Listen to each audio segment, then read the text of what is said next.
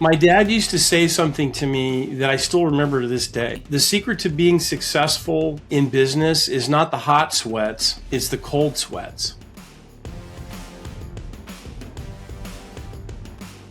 Welcome everyone to Commercial Grade, the podcast that honors the unsung heroes of the trades. I'm your host, RC Victorino, and I want to give a special shout out to BuildOps for making this podcast possible.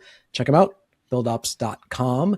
Today, my guest is Martin King. Martin is a vet of the trades who is now working with Microsoft AI. In his illustrious background, he has founded and pioneered multiple companies, including Legacy Chiller System, J&M Fluidics. He's also the founder and mentor of the Skilled Trades Rescue, professional outreach and education platform to elevate awareness of careers in the skilled trades. With all that going on, he still had time to talk to us. So Martin, welcome to the show. Happy to be here, RC.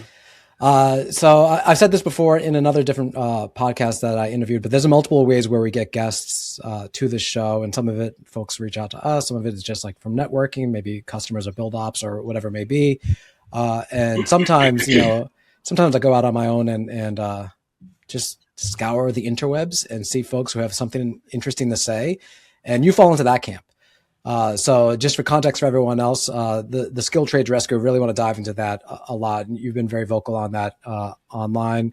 That's why you showed up in my feed a few different times. So I'd love to get into that. But of course, to get into present day and where you are today, we should always start with the history. So can you tell us a little bit about how you got started in the trades? Well, I was in my auto shop class, and we had a rep come in from this little school down in Arizona, Universal Tech. Mm-hmm. And he went on for 30 minutes about how great automotive diesel was. And I'm like, okay, great. And at the very end, he said, hey, by the way, we have this air conditioning, refrigeration, heating class. Check it out if you want to. I mean, that was basically it. I got the brochure. And next thing I knew, within a couple months, I was heading to Arizona to go to tech school. So I went to Universal Tech. Nice. Learned the trade technically. And then got out of there, went to work for a big union shop and went through the apprenticeship and turned out as a journeyman, the typical track. Yep. And then my father was a business owner, totally different. I grew up in a bicycle shop and I was mechanically inclined. Okay. And so I decided, you know what, I'm going to hang my shingle and I'm going to start my own little heating and air business. And I did, and just me and this old blue Ford van, and grew that to quite a large company. We had 30 something trucks at one time when I got around to selling it in 2000. And so how I got into the chillers was just one of those many crossroads that you come at in your life. About 98, 99, one of my biggest customers said, hey, we need a chiller for this new Hewlett-Packard tester that we bought. And I told them, I don't do chillers. I just do commercial air conditioning now. And they said, well, I'll find one of your competitors. And I thought about it for about 10 minutes. And I'm like, okay, I know exactly how that's going to go. Yeah. Right. So they're going to steal my account, which was a really big account. It was really, a big account at the time. So anyway, I ultimately said, sure, I'll do a chiller. And I do like most contractors did. I bought the machine, the chiller from this guy, and I bought the pumps, and the roof looked like a big erector set when we got done with it. And I thought that was it. We did the job. The customer was happy. And then one system turned to two, and two to four. They were growing because this Hewlett-Packard tester was very, it was cutting edge at the time. And, I thought, sure, I'll do it. We made good money doing that stuff. But really what happened was, and I didn't know this, there was an engineer in Stuttgart, Germany, where they were building these testers at HP at the time. And they put a little line in the site prep guide that said, if you need a chiller, call King Air, which is my old company. And unbeknownst to me, I had no idea. How did that happen? They talk because their main installed base was in the Bay Area. That's where these machines started all getting shipped. Yeah. And the in-house people for Hewlett Packard that were selling all these machines are like, what do we do when we need a chiller? And somebody talked to somebody else in Germany, and they just went ahead and put my company phone number in this site prep guide, which goes out worldwide. Yeah. It goes out everywhere. So these buyers of these big companies, Intel and MCore, all these different companies that were doing SoC chip development, they're like, okay, they're open the site prep guide. Okay, we need a chiller. Okay, let's call these guys. So call King Air. Yeah. So what was weird was I didn't know, and then all of a sudden, about 6 months, no, about a year after we did the first install, my phone started lighting up from these companies, and they were buying these multi-million-dollar testers, and they were saying, "Look, I got you in the book here. I need a chiller. It needs to be here. How much should I put on the purchase order? And when can you get it here?" I mean, that was the business. So Legacy Chiller Systems was born in '98. So for a while, I ran both companies, and it's just an example on how if you keep your antenna up and you take care of your customer in trades, these amazing opportunities would come your way. Right? The foresight to imagine this one conversation this person might have with a competitor to do something that you don't do could lead to an avalanche of problematic things. You mentioned that your father was a business owner as well. We could talk about bike shops all day long, by the way. I love biking. So man, I wish I was mechanically inclined, because that's a little side hobby I'd love to do. Right. But how much did you learn from him in terms of, regardless of trade, right? The what it takes to survive in a business, essentially, to run a business effectively. Yeah. So my dad used to say something to me that I still remember to this day. My dad passed away in 2013. He said, the secret to being successful in business is not the hot sweats, it's the cold sweats. Explain. Well, so you're what you can physically do with your body, whether it be fixing air conditioners or whatever, that's important. But what really matters is thinking about being able to develop your they call it spidey senses. I call it seeing around corners. Yeah. And some of that, unfortunately, is born out of worry or concern. Like, what happens, and I went through this when I first started in business for myself, and it's even more intense now, I'm sure. I was in the air conditioning business, right? So during the fall and the spring, it's not hot, it's not cold. So you were scrapping for work, yeah. Right? And everybody had the cold sweats. I had some really good technicians that I worked really hard at training, but these people had lives, they needed money. And if it was totally up to me to bring in the work, this is before I had salespeople and all that kind of stuff. Mm-hmm. And figuratively speaking, I was sweating those times out. So to get clever enough and to sweat out the small stuff. How do I make payroll? How do I, of course. How do I save on insurance? All the stuff that goes along with having a business, and overcoming those challenges. I guess it's also called grit, having the grit to be able to run a business. That's the cold sweats part of it. I mean, you just defined basically the premise of this podcast show. Like the whole point of it is right? Like when you think about the trades, you think about people with grit and determination and strength and precision and all that stuff like that. But like in the field, but also it's a lot of other things. It's about, for example, we had someone on a few months ago, Angie Simon, who was all about grit to like show that women have a place in this industry, right? And you're talking about like business ownership and like just the grit of like the sheer. You're in service of the people who work for you and you're responsible for them. Right. And so those cold sweats, that keeps you up at night. Right. Mm-hmm. I do wonder, like, do you remember, did you always have employees? Was it a point where you were by yourself and you remember hiring your first employee, or like, what is that like? Yeah. Funny story. So I I started just me in this little blue Ford F-150 van. And I was out doing residential jobs, mostly for home warranty companies is what was my, that was what I got into. And, I had some small kids, newly married and all that kind of stuff. And I had pretty steady work for the most part. And I had a bunch of jobs lined up.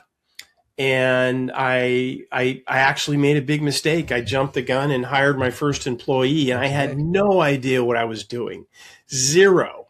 I mean, as far, so we blew through the work. We got through the jobs after, a month or two, and then it's that same problem. I was sitting around, okay, what do I do with this guy?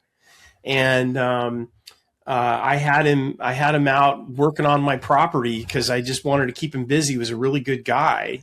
But of course I was paying his salary or his payroll and I wasn't billing for it. So that was the second big lesson I learned is, first one, don't hire until you're reasonably sure you can keep them going all the time.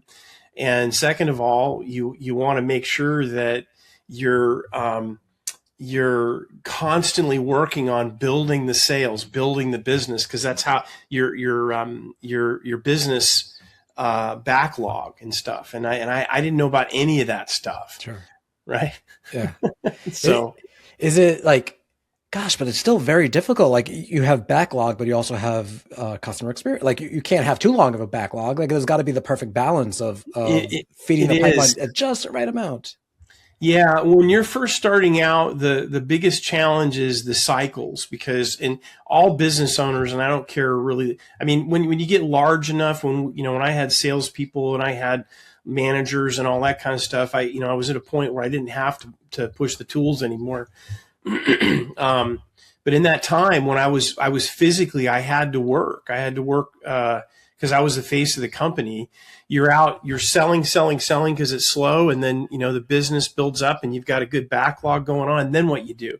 Well, I have to go in there and work. Well, when you're working, you're not quoting, you're not developing those relationships and all that stuff. So the business does this all the time. And then right behind that is your accounts payable, accounts receivable, all the accounting functions. And again, it's the cold sweats. It's just the stuff that's, that you don't learn going in unless you go through it. And I tell everybody, I tell as many people that'll listen, I never went through Harvard Business School, but I can tell you for sure I paid the tuition a couple times over. Sure. Was there ever a time in your many iterations of owning and founding these companies that like you're like, I got it. This thing is not on life support. This thing doesn't need me. This thing is running good. Or is it always like just part of the DNA of a business owner that these cold sweats, for example? The chaos is always evolving. There's always going to be points of chaos in a business. It doesn't matter what it is. As your business grows, when there's levels. So, when we made between 0 and 1.5, 1.8 million, we were making a ton of money. And I could afford to pay good people to be in the office. And I had some good techs out there.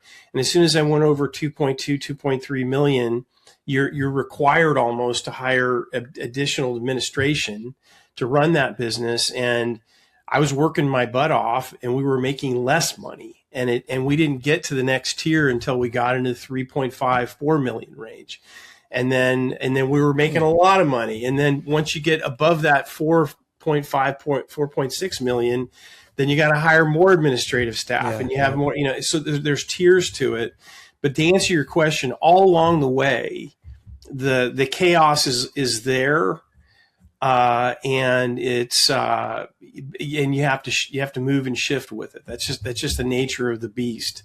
Do you think that there's of course there's a consistent line of chaos from the dawn of business ownership from thousands of years ago, if you will, to today, of course. But do you think there are, and if so, what are they, unique now and new to this era of the world we live in, chaos factors that business owners, specifically in the trades, are enduring, thinking like AI technology or anything like that?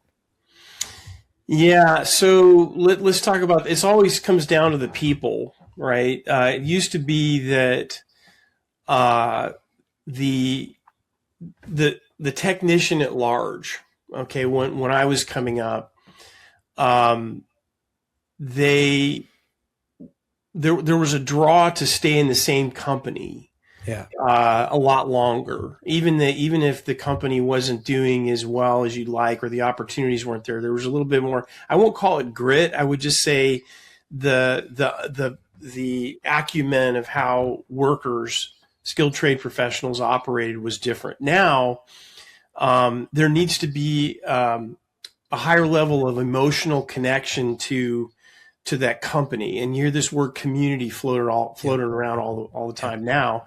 And the technicians now, the skilled trade professionals, they need to feel that connection to the company.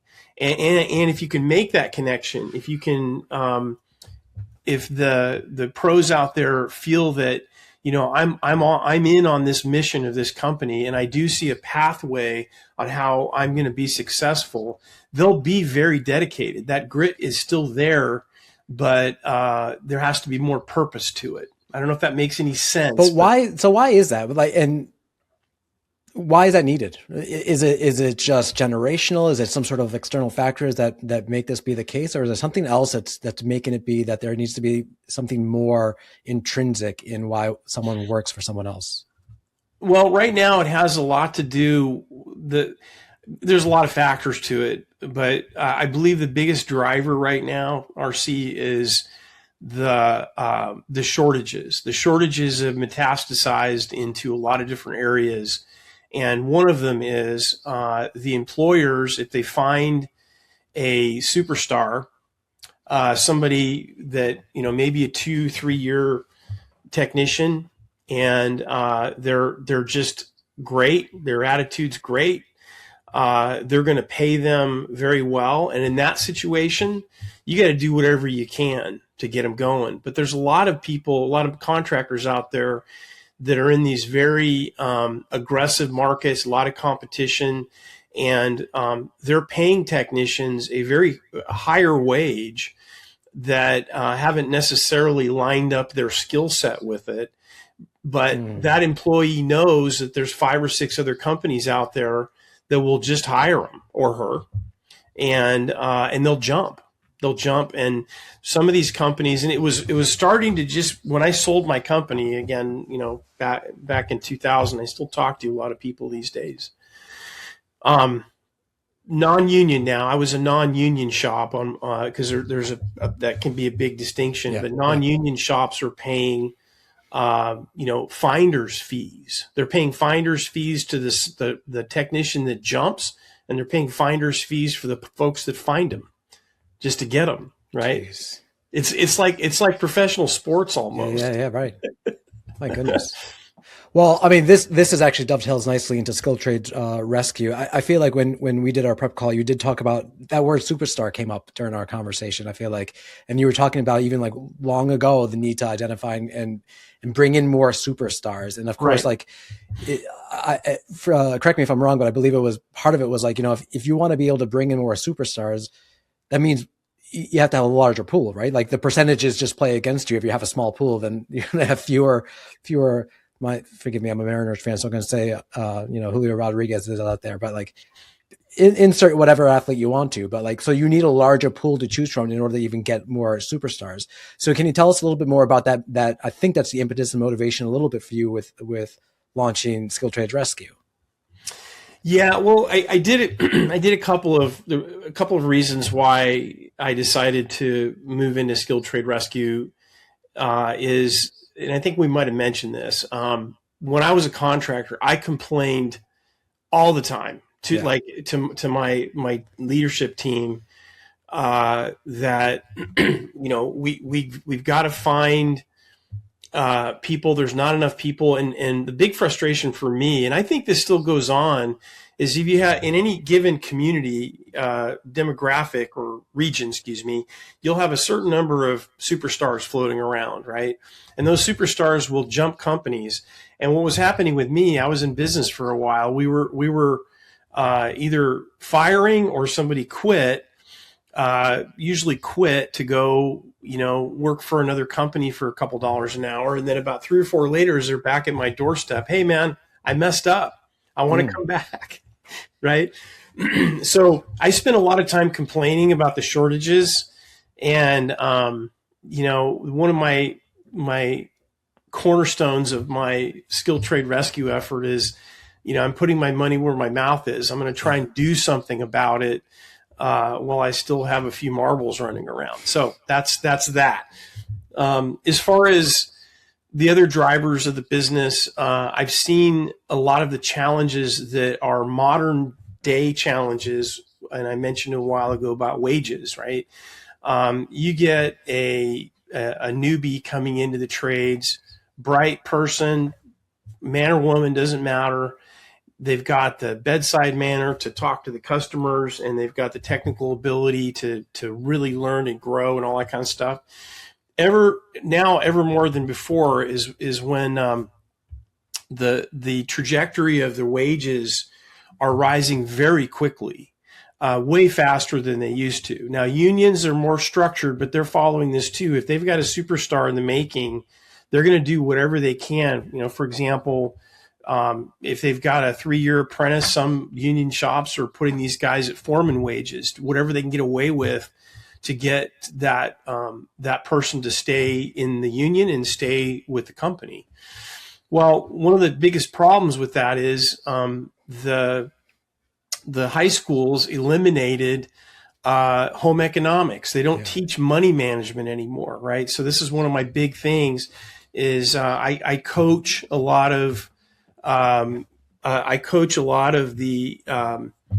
newbies coming in, sometimes just one-on-one, just because they'll call me and I'll have, Riverside conversations with them, and they start making $20 an hour, and in 3 or 4 years, they're getting close to 6 figures. But what's happened is their spending is going up faster than their wages. Yeah. And, if I've got one jet ski, I guess I can afford 2. And they got truck payments and all that kind of stuff. And so money management is a big thing that I've been really trying to help a lot of these folks about. And that's a really big challenge. And then the other one is, hey, I want to start my own business. I've been a journeyman for a while. And I see how much, I think I got a pretty good idea how much my boss is making, and I want to start my own business. So I'm doing a lot of coaching around that subject as well. Yeah, I see these. I'm on the website right now for folks. It's skilledtraderescue.com, and we'll obviously add that into the show notes. But I see some paths, right? Choose a path that fits you best. You mentioned, tools to help you earn more, grow your career, skilled trade business owners, strategy to elevate your business to the next level. So these are individuals. What is your most likely customer, or whatever it may be that you might refer to them? Customers for my digital products would probably be the business owners. And you'll notice I service 4 niches. Basically, it's the skilled trade professional, the business owner, the explorer, and the explorers are going to be folks that have some college education, maybe not, but they got out of high school and they're kind of floundering and they're hearing about skilled trades. So those are my explorer crew. And then the other one is the parents. Love it. The high school sophomore, junior, sometimes seniors, these parents are considering writing some big checks, possibly. So, I'm trying to give them the truth about, what trades are about. And, so those are the 4 niches that I'm serving, or trying to anyway. It's I was just having a conversation with someone else that we're going to have on the podcast in a few weeks. And, we were talking about, they have like these expos where they get to show people like what it's like to be in the trades, what have you. And I love that concept. And it was, they mentioned it was just as important for the parents to go in and see, like, quite literally put their hands on the tools that are being used, what have you. And long story short, it got to the point where we were talking about how the kids who would be entering the workforce right now, or soon enough in the next couple of years, their parents, for the most part, they have very little exposure to the trades. So where other people might have had like that just osmosis like sort of relationship where, like, the person is very handy either at home or just that's literally what they do for a living. That's less and less so, right? Because home economics, because wood shop, metal shop were like 20 years ago, let's say now like 30 years ago, were taken away. And now we're seeing the repercussions, right? These parents are having children and they can't pass on these kind of blue collar skilled labor skills. So now we're seeing it. So I love that you're involving the parents as well, because I think that's truly important. We can't assume that the parents even have the right idea of what the trades are. We might all be skewed in what we think it is. Yeah, I'm not anti-college. I think college is a good choice for the right situation. But one of the things that, talk about evolution is, a lot of parents that are considering putting their kids through school, first of all, they're seeing how expensive it is now. The cost, the trajectory of cost to go to college. There's smarter ways to do it. JC and then going over as a junior. That's a smart way to do it. Yeah. But the thing is the college experience now in 2026 is much different than it was 20 years ago, right? And I think a lot of parents, rightly so, in certain circumstances, are really starting to reevaluate the value proposition of a college education. Do you think that AI at all has any impact on that for the positive for the trades, because of all the talk about how it's going to slash basically my job, all sorts of white collar jobs and office jobs, what have you? Do you think that's a potentially positive narrative for the trades? Yeah, I think there's phases to it. So I've learned a lot about that particular topic, being at Microsoft AI. I get a chance to talk to some people that are way smarter than me and all this stuff. But the way it's working is AI's insertion into a subject, and then we'll talk about the job market. First, it's augmentation. So even people that had white collar jobs, their jobs for quite some time now have been augmented by AI, and that's going to continue for a while. However, once that technology gets to a certain point, it's going to surpass augmentation, and it's actually going to start replacing, right? So in skilled trades, it's no different right now, and you're seeing it popping up in a lot of the trade magazines. All these little companies that are popping up that are offering, software solutions primarily that help with scheduling and system design, all that kind of stuff.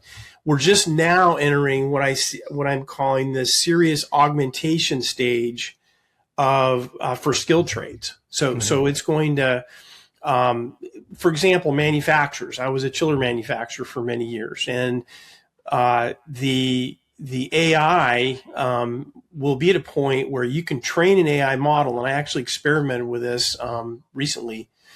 On certain topics, and if you feed the right data into your AI, you can probably get to a point when a service technician's at minus 5 degrees Fahrenheit is trying to fix a rooftop package unit, and they get put on hold for 3 hours to talk to somebody at one of the major manufacturers. They'll have an AI tool that'll probably walk them through the exact thing. That's augmentation. Mm-hmm. The fortunate thing about skilled trades, why it's going to be in the augmentation phase, I think much longer, is it won't be surpassed, or the jobs won't be replaced by AI until the whole topic of AI goes from the virtual world into the physical world. As soon as those white robots figure out how to strap on a tool belt and be able to get into these fine motor skills, and then be able to walk up cold to a direct digital control panel and go in there with a very small screwdriver and be able to think it through and figure out how to do it. That's when trades are going to be in trouble. But I don't see that happening anytime real soon. Real soon. we could really dive into something ugly here. Yeah.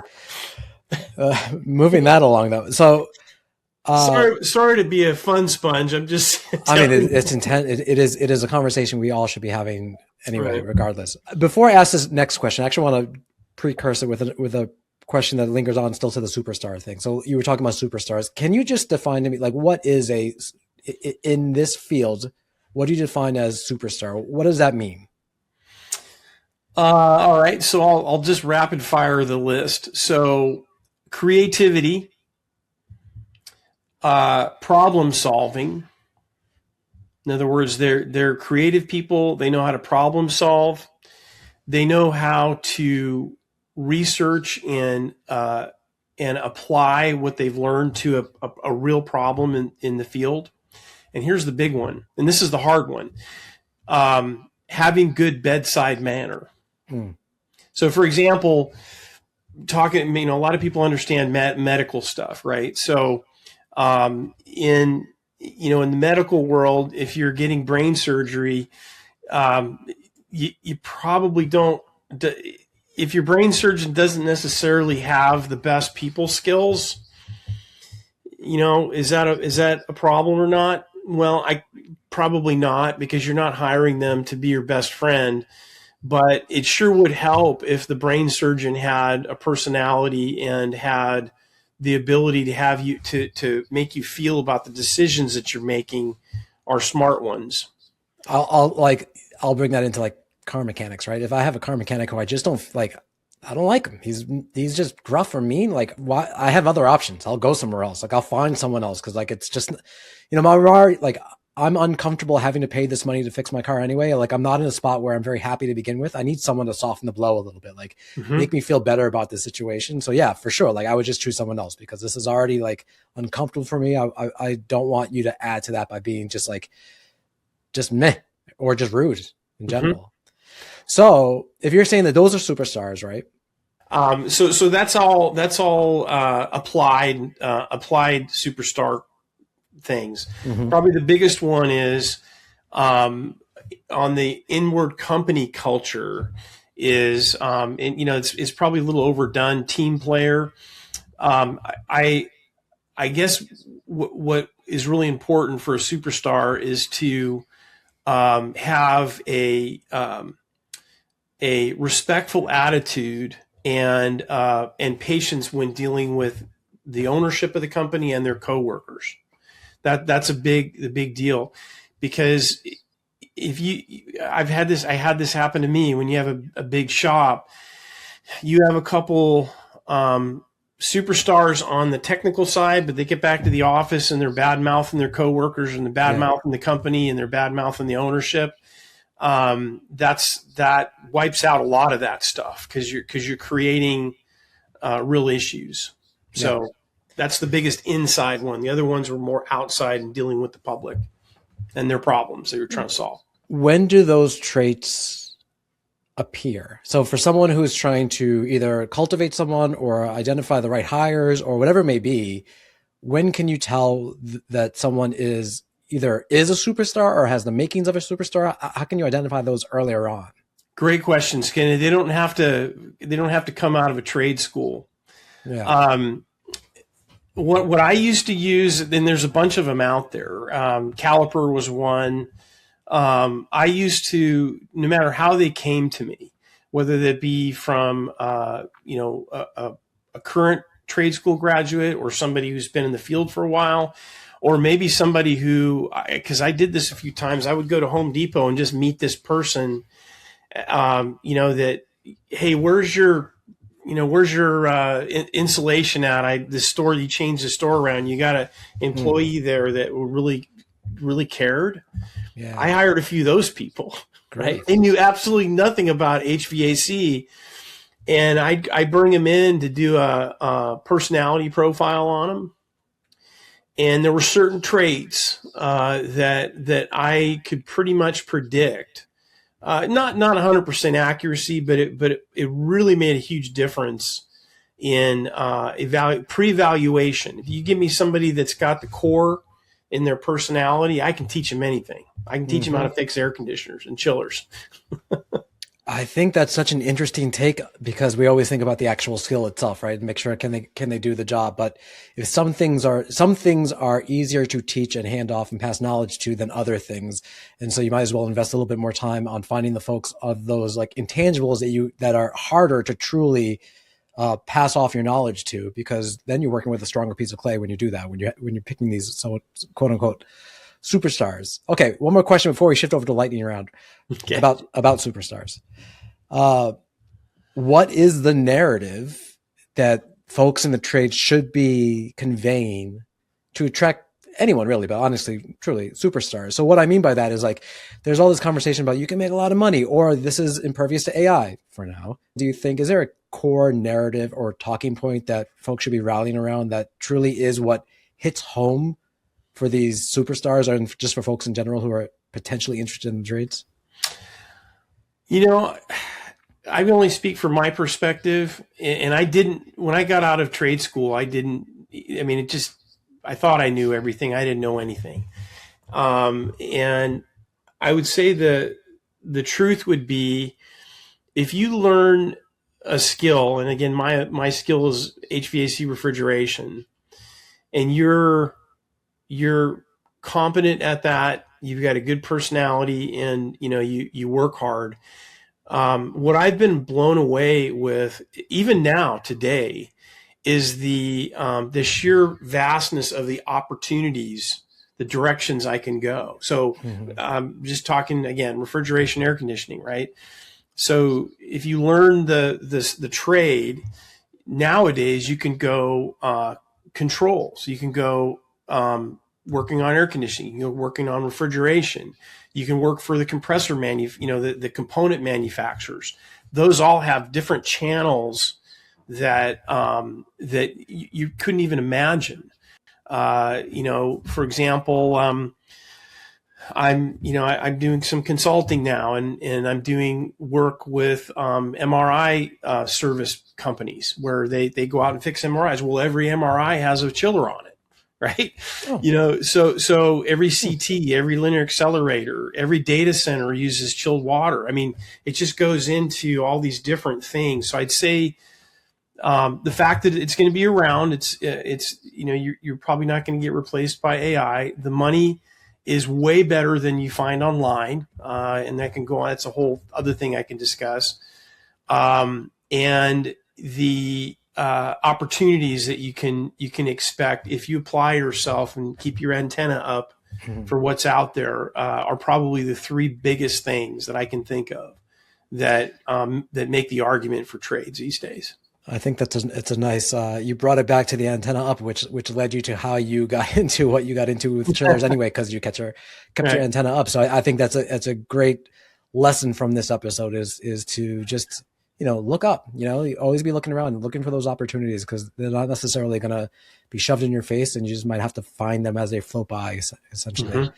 Let's shift into lightning round here, where I ask you a few questions and you just answer with whatever comes to your mind first. No pressure. All right. Should I stretch a little bit, or is this possible? It's possible. Some of the other responses, I don't know. It's hard to compete. All right, here we go. Yeah. What's one tool you can't live without? It could be on the job or off the job. My multimeter. Multimeter. Okay. How come? Because most problems in my world with machinery are electrical based. It's always electrical. Yeah. So understanding how to use a meter is a huge deal. Multimeter. Awesome. What's one thing you've built that you're most proud of? It could be work related. It could be something. I have a patent on economizer technology for process chillers, and that was an interesting build. Yeah. Well, that's another story. That's very interesting. Okay. The biggest misconception people have about the trades. It's hard work and it doesn't pay well. Okay. Then what's one thing that gets you fired up about the future of the trades? Boy, that's a really good one. The marriage of technology, the technology that's coming out now, and how it'll augment what we're currently doing, like I said.